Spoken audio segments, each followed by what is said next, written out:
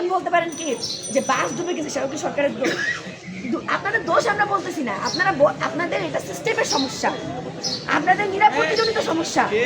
একটা বাস পুরোটা ডুবে গেল, সেখানে কতজন মারা গেল, একটা লঞ্চের সেখানে 2-3 জন মানুষ পিষে গেল, সেখানে আরো কয়জন মারা গেছে তার তো হিসাব ছাড়া।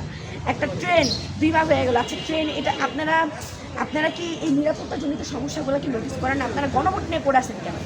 স্বরাষ্ট্রমন্ত্রীর কথা থাকবে হচ্ছে দেশের সার্বজনীন কথা নিয়ে, উনি গণভোট নিয়ে পড়ে আসছে, ওনার গণভোট ছাড়া কোনো কথাই নাই। আর এই জ্বালানি আর সংবিধান নিয়ে, আরে ভাই আপনি সংবিধান চেঞ্জ করেন না, মানে কোনো একটা ইস্যু নিয়ে কথা উঠলে সংবিধান কোনো কিছু ওনার সংবিধান মন্ত্রী দিলে খুব ভালো হতো।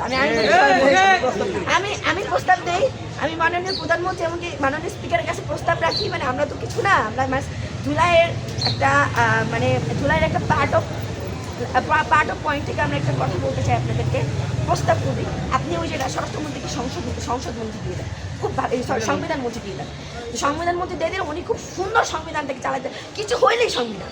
আরে ভাই কে মরলো কে বাঁচলো সংবিধান, কিছু হইলেই সংবিধান। জুলাই কি হইলো সেটাও সংবিধান, কোথায় কে মরলো কোথায় কে গেলো, কোথায় কি করলো, কোথায় কে মানে কি হইলো, কোথায় যারা নিয়ে কথা বলতে সেখানেও সংবিধান, মানে উনি হচ্ছে সংবিধান মন্ত্রী এক কথায় বলতে গেলে। আরেকটা হচ্ছে কি যে আমাদের যে মাননীয় স্পিকার ওনাকে বলবো যে হচ্ছে আপনি ভাই কিছু হইলে কি বিরোধী দলীয় নেতাদের চুপ করে দেন। আরে ভাই বিরোধী দলীয় নেতারা তো সরকার দলীয় নেতাদের বিরোধিতা করবে, এই জন্যই তারা সংসদে গেছে, এই জন্য কি ওনাদেরকে কথা বলার সুযোগটা আপনারা দিবেন না?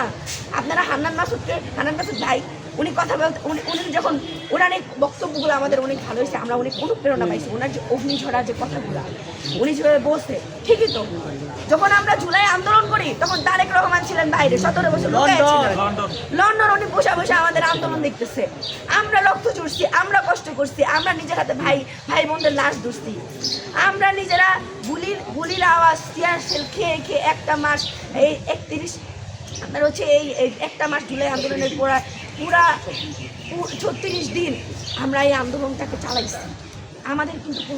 আমাদের কোনো রাজনৈতিক দল হেল্প করে নাই। এখন বলতে পারেন বিএনপি, আরে ভাই আপনাদের এই আন্দোলনের মাধ্যমে মাঝেই তো প্রফুল্লউদ্দিন সাহেব উনি নিজে এসে বলছে যে আন্দোলনের সাথে বিএনপি কোনোভাবেই জড়িত না। এই ভিডিওকে আমরা দেখাবো এখন, আমাদের কাছে সব ভিডিও আছে, তাই আমাদের কাছে সব প্রমাণ আছে।